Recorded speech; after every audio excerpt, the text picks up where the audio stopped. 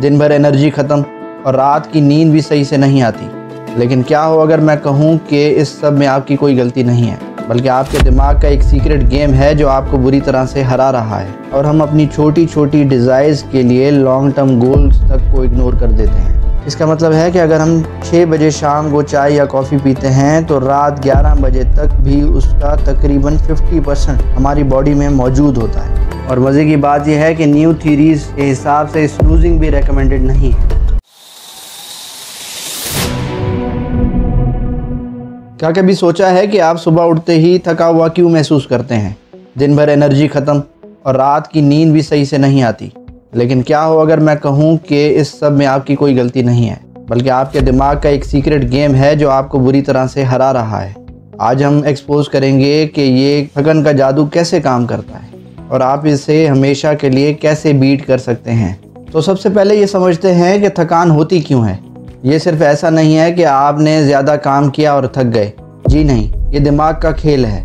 Influential theory suggest करती हैं कि थकावट असल में एक तरह का इल्यूजन है, यानी कि धोखा है जो कि हमारा दिमाग तैयार करता है ताकि हम जो काम कर रहे हैं उसे छोड़ दें और किसी ज़्यादा ग्रेटिफाइंग यानी मज़ेदार काम की तरफ चले जाएं। ये brain and spine institute in Paris के एक रिसर्च डायरेक्टर का कहना है। हमारा दिमाग एक एनर्जी कंजर्वेशन मशीन है जो हमारे जिस्म को एनर्जी बचाने में मदद देता है। हालांकि ब्रेन खुद 20% बॉडी की एनर्जी कंज्यूम करता है, जबकि वज़न के हिसाब से ये सिर्फ बॉडी वेट का 2% है। इसका मतलब है कि हमारा दिमाग अपने वेट के कंपैरेटिवली 10 टाइम्स ज़्यादा एनर्जी कंज्यूम करता है। एक स्टडी के मुताबिक टायर्डनेस असल में हमारे ब्रेन का एक कॉस्ट बेनिफिट एनालिसिस है।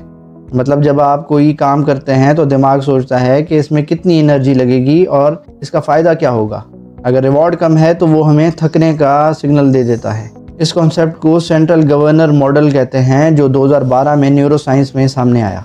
एक और दिलचस्प बात, स्टैनफोर्ड के प्रोफेसर रॉबर्ट सेपोल्स्की के मुताबिक एक चेस ग्रैंड मास्टर एक दिन में 6000 कैलोरीज तक बर्न करता है, सिर्फ सोचने और ब्रेन यूज़ करने से ही। तो सोचिए, ये 1 घंटे की रनिंग से 8 गुना ज़्यादा कैलोरीज बर्न करता है। तो ये हमारा दिमाग ही है जो डिसाइड करता है कि हम कितना थके हुए हैं। लेकिन ये तो सिर्फ दिमाग की बात है, असल में हमें थकान महसूस ही क्यों होती है। चलो मॉडर्न लाइफस्टाइल के एक बड़े फैक्टर की बात करते हैं जो है डोपामिन, जिसे दिमाग की करेंसी कहा जाता है, जो हमें हैप्पीनेस, मोटिवेशन और एनर्जी देता है। ये वो केमिकल है जो दिमाग में रिलीज़ होता है जब हमें कोई रिवॉर्ड या खुशी मिलती है, जैसे बिरयानी खाने का मज़ा या इंस्टाग्राम पे लाइक्स मिलना, मूवीज़, गेमिंग या कोई कॉम्प्लीमेंट या तारीफ़ कर दे। लेकिन आजकल के मॉडर्न लाइफस्टाइल ने इस सिस्टम को हैक कर लिया है। आजकल डोपामिन आसानी से मिल जाता है। सोशल मीडिया स्क्रॉल करो, जंक फूड खाओ, नेटफ्लिक्स पर सीरीज़ देखो और दिमाग खुश। लेकिन जब हम कोई मुश्किल काम करते हैं जैसे पढ़ाई करना या एक्सरसाइज करना, तो दिमाग कहता है कि इतनी मेहनत ही क्यों करनी, जब फ़ोन यूज़ करने से ईज़िली डोपामिन मिल जाता है। इससे हमारा दिमाग डोपामिन डिसेंसिटाइज हो जाता है और हमें हार्ड वर्क के लिए मोटिवेशन ही नहीं मिलती। इसकी मिसाल यूँ है कि जब हम कोई हेल्दी काम करते हैं जिनके लॉन्ग टर्म बेनिफिट्स हैं, जैसे अच्छे मार्क्स के लिए स्टडी करना, एथलीट्स का डेली अपने आप को फिट रखने के लिए एक्सरसाइज करना, या जॉब में ग्रोथ के लिए अपने स्किल्स इंप्रूव करना, या फिर हेल्दी खाना खाना, इन सब कामों में ज़्यादा एनर्जी कंज्यूम होती है और इनके लॉन्ग टर्म बेनिफिट्स हैं, यानी कि फ़ायदा होने में काफ़ी टाइम लगता है। तो डोपामिन भी कम रिलीज़ होता है।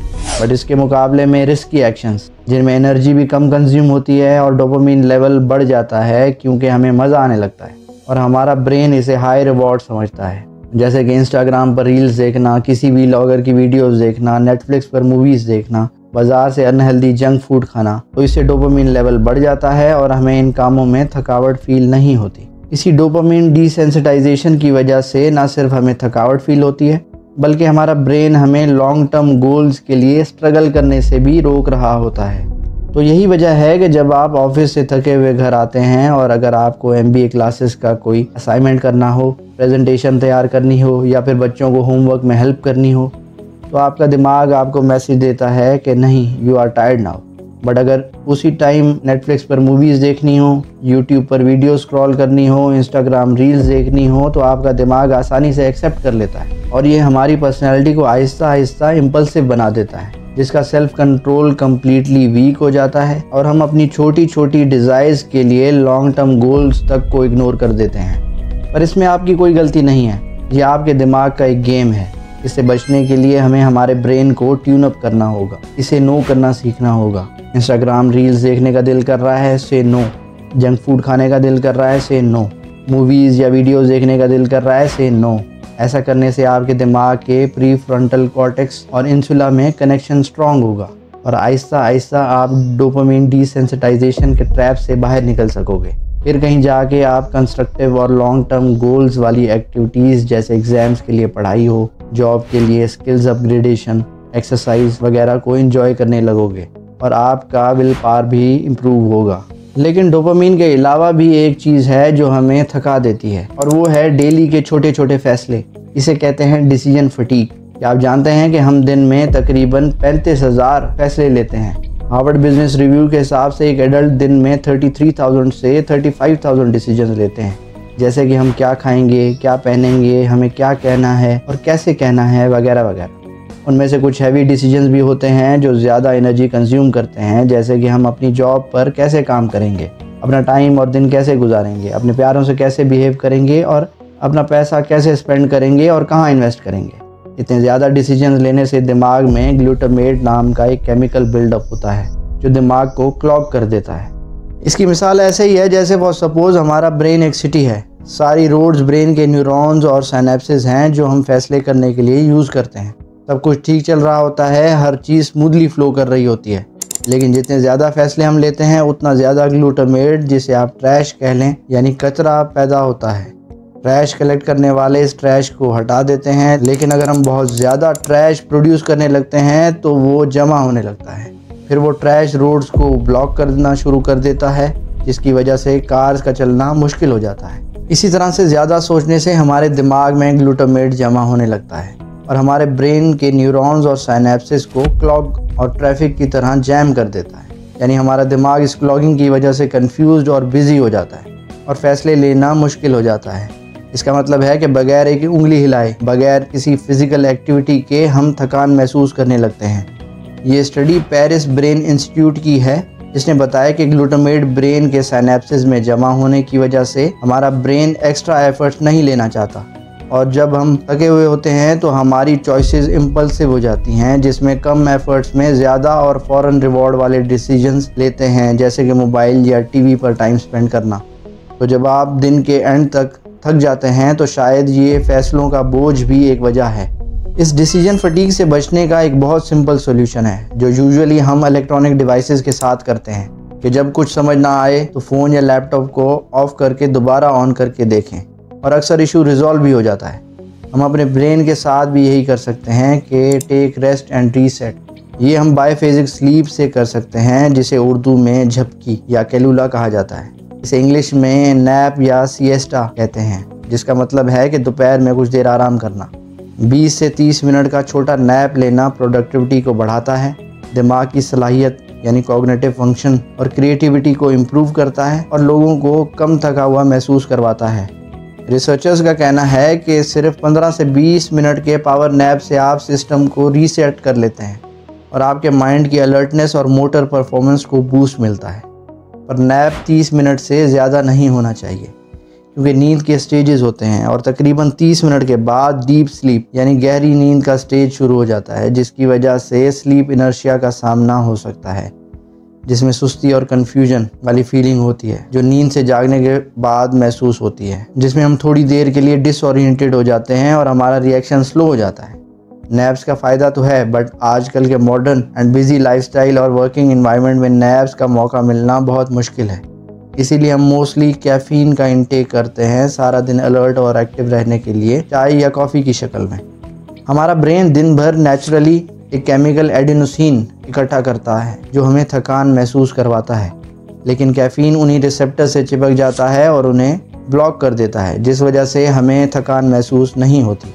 और ये एक टेम्परेरी तौर पर काफ़ी अच्छा सॉल्यूशन है। और इसमें इशू ये है कि हम कैफ़ीन रात में सोने से कितना पहले ले रहे हैं, क्योंकि कैफ़ीन की हाफ लाइफ लगभग 5 घंटे होती है। इसका मतलब है कि अगर हम 6 बजे शाम को चाय या कॉफ़ी पीते हैं तो रात 11 बजे तक भी उसका तकरीबन 50% हमारी बॉडी में मौजूद होता है और ये कैफ़ीन सीधा हमारी नींद की क्वालिटी को अफेक्ट करता है। इसलिए अगर हम अपनी कैफ़ीन का इंटेक सुबह या दोपहर तक ही महदूद रखें तो ना सिर्फ सोना आसान हो जाता है बल्कि इससे रात की नींद भी बेहतर हो जाती है। सोने से पहले तो वैसे भी कैफ़ीन नहीं लेना चाहिए, पर नींद से जागने के बाद फ़ौरन चाय या कॉफ़ी पीना भी रेकमेंडेड नहीं है। बेहतर यह है कि हम कैफ़ीन लेने से पहले 1.5 से 2 घंटे का इंतज़ार करें, क्योंकि इस वक्त एडिनोसिन का लेवल लो तो होता है लेकिन बिल्कुल ज़ीरो नहीं होता। मतलब कुछ एडिनोसिन अब भी मौजूद होती है। अगर हम इस वक्त कैफ़ीन लेते हैं तो इसका असर कम हो जाने के बाद बची हुई एडिनोसिन बाद में जाके रिसेप्टर से चिपक कर हमें दोपहर में थकान या गनूदगी महसूस करवा सकती है। इसे आफ्टरनून क्रैश कहा जाता है। इसलिए सुबह उठते ही बेड टी लेना इतना अच्छा आइडिया नहीं होता। तो अब तक हमने ब्रेन के केमिकल्स, डिसीजन फटीग और कैफ़ीन की बात तो कर दी, लेकिन एक चीज़ जो सबसे ज़्यादा मैटर करती है वह है नींद। चलो देखते हैं कि नींद थकान को कैसे अफेक्ट करती है। पहला सवाल जो आपको अपने आप से पूछना चाहिए कि क्या आप नेचुरली खुद से नींद से जाग जाते हैं या फिर आपको अलार्म की ज़रूरत पड़ती है? कमेंट्स में ज़रूर बताइए। क्या आप जानते हैं कि अगर आप 6 घंटे से कम सोते हैं तो आपके दिमाग के सोचने समझने की सलाहियत एक शराब के नशे में ड्रंक शख्स की तरह कम हो जाती है, जिसके बारे में मैंने डिटेल से इस वीडियो में बताया है। आपको लिंक नीचे पिन्ड कमेंट्स में मिल जाएगा। डॉक्टर्स कहते हैं कि 7 से 8 घंटे की नींद ज़रूरी है, लेकिन अगर आप अपने क्रोनोटाइप के मुताबिक नहीं सोते तो फिर भी थकान रह जाती है। आपने ज़रूर देखा होगा, बल्कि हर घर में ही 2 तरह के लोग मौजूद होते हैं। एक सुबह को जल्दी उठने वाले। छुट्टी वाले दिन जब सब सो रहे होते हैं तो घर में एक आध बंदा ज़रूर होता है जो सबसे पहले उठ के बैठा होता है और वो सो भी जल्दी जाता है। और दूसरी टाइप के लोग अक्सर ज़्यादा तादाद में होते हैं जो सुबह देर तक सोते रहते हैं और रात को भी जागते रहते हैं। इसे क्रोनोटाइप कहा जाता है। अगर आप अपने नेचुरल रिदम के अगेंस्ट जाते हैं तो एनर्जी कम हो जाती है। हर किसी की इंटरप्रिटेशन थोड़ी अलग होती है कि अच्छी नींद का मतलब क्या होता है, लेकिन एक बात तो क्लियर है, हम सब के नींद का टाइम एक जैसा नहीं होता। फिर भी हम एक ऐसी सोसाइटी में रहते हैं जो चाहती है कि हम सब एक ही रूटीन फॉलो करें, जैसे कि 9 to 5 का स्टैंडर्ड वर्क डे है जो कि एक एवरेज इंसान के लिए डिज़ाइन किया गया था। लेकिन हो सकता है कि मैं उस एवरेज स्टैंडर्ड में फिट ही ना आता हूँ। रिसर्चर्स कहते हैं कि हमारा क्रोनोटाइप हमारे जीन्स में होता है, यानी हमारी बॉडी नेचुरली इसी तरह प्रोग्राम्ड होती है कि एक स्पेसिफिक टाइम पर सोना हमारे लिए बेस्ट होता है। लेकिन मुश्किल यह है कि ये नेचुरल स्लीप टाइमिंग अक्सर हमारे रोज़मर्रा के शेड्यूल के साथ मैच नहीं करता। इसे कहते हैं एवोल्यूशनरी मिसमैच। तो सोल्यूशन क्या है? सबसे पहले ये जान लें कि आपका क्रोनोटाइप क्या है। शायद आपको पहले से अंदाज़ा हो, लेकिन अगर नहीं, क्रोनोटाइप टेस्ट सर्च करें और पता करें कि आप कौन सा क्रोनोटाइप है और कमेंट में ज़रूर बताएं। तो एक छोटा सा ऑनलाइन टेस्ट है जिससे पता चल जाता है कि हम मॉर्निंग पर्सन हैं या नाइट आउल। अगर हम अपनी लाइफस्टाइल को अपने क्रोनोटाइप के साथ अलाइन कर लें तो हम उसी वक्त सोने लगेंगे जब हमारी बॉडी नेचुरली सोना चाहती है, जिसका मतलब है कि बेहतर नींद और कम थकान। नींद से मुतालिक एक और बात जो अहम है वो ये कि आप नींद से जागते कैसे हैं, और नींद से जगाने में जो चीज़ हमारी सबसे ज़्यादा मदद करती है वो है हमारा अलार्म। स्टडी से ये पता चलता है कि नॉर्मल टिपिकल अलार्म टोन्स के मुकाबले में ऐसी टोन्स जो मेलोडी या थोड़े लाइट म्यूजिक के साथ स्टार्ट होती हैं सुबह उठते वक्त ही थकान और स्लीप इनर्शिया को कम करती हैं, बल्कि वाकई में हमारी साइकोमोटर एबिलिटीज़ को इम्प्रूव करते हैं और अटेंशन प्रॉब्लम्स को भी कम कर देते हैं। और मुझे पर्सनली ऐसी टोन्स पसंद हैं जो slowly with low volume start हों और ग्रेजुअली बिल्डअप हों, ना कि लाउड साउंड्स जो आपको नींद से जगा के ट्रेमर पैदा कर दें। आजकल के लेटेस्ट अलार्म्स में एक नई एडिशन आ गई है जो अक्सर लोगों को बहुत पसंद भी आती है, जिसे स्नूज कहा जाता है। और मज़े की बात यह है कि न्यू थीरीज के हिसाब से स्नूजिंग भी रेकमेंडेड नहीं है। जब हम उठने के करीब होते हैं तो नेचुरली बॉडी खुद को तैयार करना शुरू करती है, हार्मोन्स रिलीज होते हैं, बॉडी टेम्परेचर बढ़ने लगता है। लेकिन अलार्म बजता है तो ये नेचुरल प्रोसेस अचानक से कट हो जाता है, और अब जब हम स्नूज बटन प्रेस करते हैं तो हम वापस से नींद में चले जाते हैं और एक नया स्लीप साइकिल शुरू हो जाता है।